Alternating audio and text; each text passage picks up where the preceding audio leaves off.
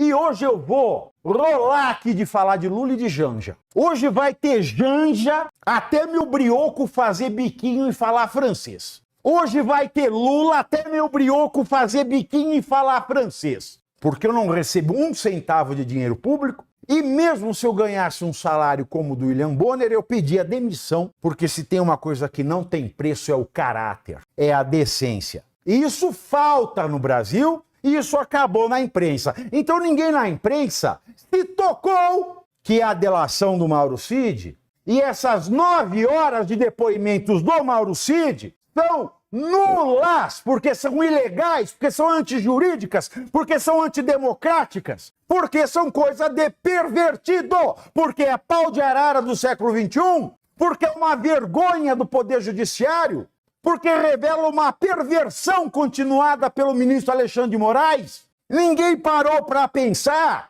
que o problema que levou à nulidade as provas obtidas na Lava Jato é a mesma questão que infecta, que contamina a questão de Mauro Cid.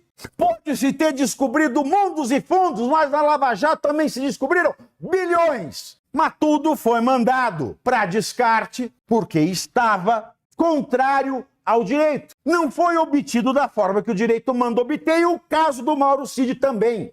Aí eu pergunto, não tem um puto de um jornalista que é capaz de ler a lei? Não tem um puto de um jornalista que é capaz de esclarecer de onde vêm esses trechos selecionados de 9 horas, quase 10 horas de depoimento do Mauro Cid? Eles tiveram acesso a esse documento?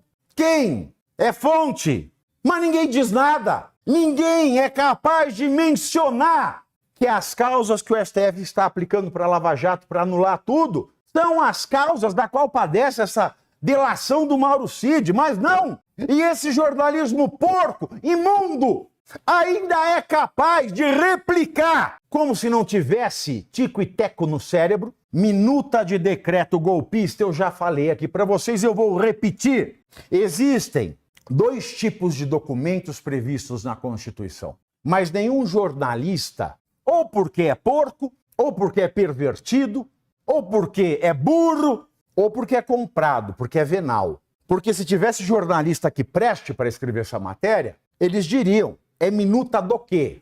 Minuta golpista pode ser muita coisa. O que é uma minuta golpista? Ninguém revela. Decreto rascunho, né? Rascunho de uma minuta de decreto golpista. Ou seja, se fosse para falar de golpe, seria um decreto golpista. Não poderia ser minuta do decreto, porque a minuta já é ato preparatório, e o ato preparatório não é crime no Brasil. Ah, deveria ser, mas não é. Agora eles ainda falam rascunho de minuta de decreto golpista. Cria vergonha na cara. Mas todo mundo tem medo. Aí as pessoas falam assim, a Vivi, sabe por que nenhuma emissora quer você? Porque a gente tem que continuar aberto. Eu não sei se eu concordo ou se eu discordo com esse julgamento. Nós vamos continuar aberto à custa de quê? À custa da instalação da ditadura que a gente está vivendo? Nós vamos continuar aberto para quê? Para o dono da emissora continuar ganhando dinheiro? Só, mas ninguém. E outra, continuar aberto para quê? Para eu enganar a minha audiência? Se bem que a audiência gosta de ser enganada, que a gente vê aí, né? Pela audiência dos outros e a audiência que a gente tem. Então o brasileiro já gosta de ser enganado. Então, é claro que o governo, é claro que o STF, é claro que os pervertidos vão na grande mídia passar uma porcaria de um briefing desse de notícia, porque a maioria do povo acredita, porque a maioria do povo quer ser enganada. Aí você pergunta para mim, Pavinato, o jornal falou rascunho de minuta de decreto golpista. O que significa isso, juridicamente?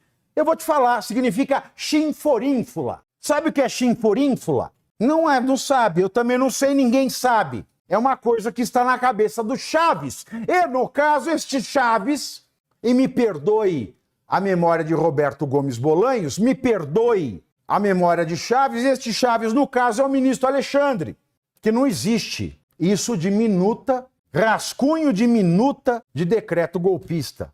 Rascunho de minuta de decreto golpista. É isso que o jornal O Estado de São Paulo, que foi um dos melhores jornais do país, tem a ousadia de escrever, tomando o seu leitor por burro E agora eu entendo, porque o leitor, o espectador brasileiro gosta de ser enganado. Repito, veja o nosso número de pessoas ao vivo, veja o número das pessoas que veem as transmissões para serem enganados, porque ninguém teve a coragem de falar o que eu falei aqui hoje. Ninguém tem o gabarito jurídico para falar isso que eu estou contando para vocês agora. Modéstia à parte. É verdade.